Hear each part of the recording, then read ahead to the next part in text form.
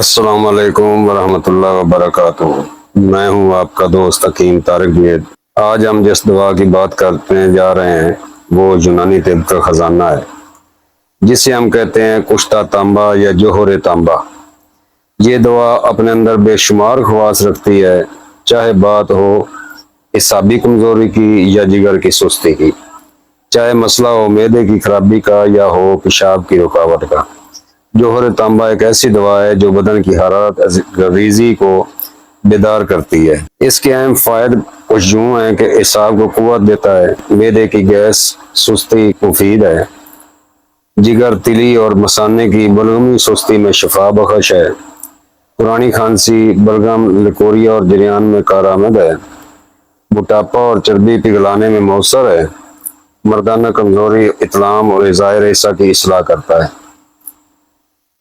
لیکن دوا خواہ کتنی ہی مفید ہو، اگر اس کا استعمال بے احتیاطی سے کیا جائے تو وہ شفا کی بجائے نقصان بھی دے سکتی ہے۔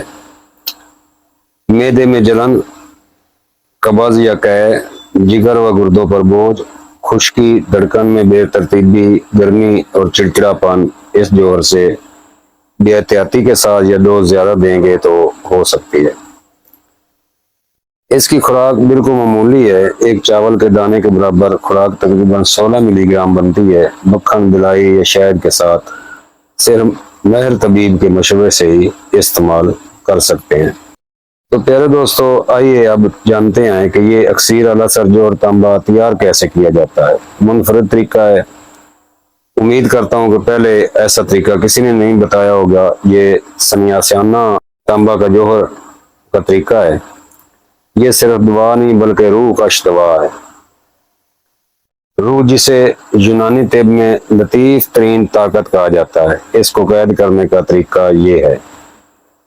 50 گرام آپ نے برادہ تانبا لینا ہے، اس کو پہلے گو موتر میں بجھاؤ دیں، پھر ترفلا کے پانی میں بجھاؤ دے لیں، آخر میں لیموں کے رس میں بجھاؤ دیں۔ بجھاؤ کم از کم 50-50 ہونے چاہیے۔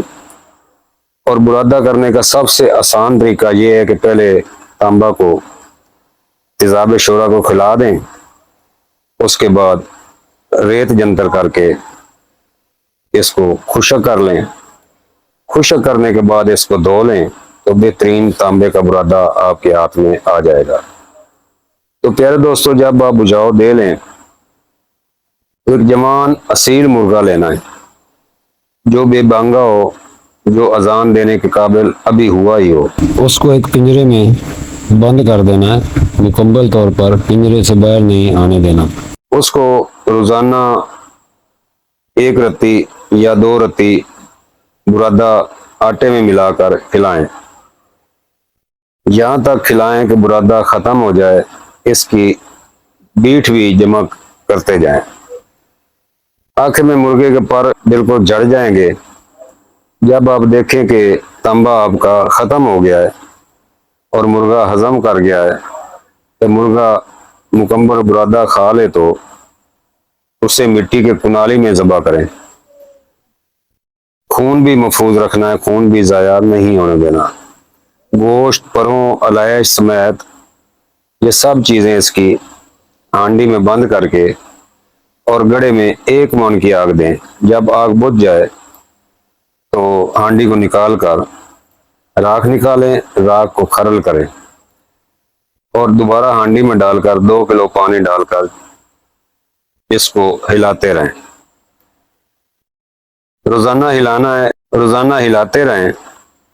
3 دن کے بعد اس کو ریت جنتر کریں۔ ریت جنتر ایسے کرنا ہے کہ اس کے اوپر کوئی ایسا برتن رکھنا ہے کہ اس کے جوہر واپس اسی برتن میں گریں، جوہر ضائع نہ ہو، یعنی کہ بھاپ جو ہے وہ جوہر بن کر نیچے اسی برتن میں آتی جائے۔ جب یہ حلوہ جیسا بن جائے تو تارک پتال جنتر مشین میں رکھ کر اس کا جوہر اڑا لیں۔ جب جوہر مکمل ہو جائے تو کھرل کر کے بوتل میں محفوظ رکھیں۔ اب یہ دوا بن گئی ہے۔ یہ ہے جوہر تانبا، ایک اکسیر، ایک طاقت، ایک شفا۔ تو پیارے دوستو، اب آپ نے کیا کرنا ہے کہ اس کی خوراک آپ کو اوپر بتا دی گئی ہے۔ ایک چاول، مکھن، ملائی یا مریض کی تشخیص کر کے استعمال کرائیں۔ یونانی طب کے مطابق اس کا مزاج تیسرے درجے میں گرم خشک ہے۔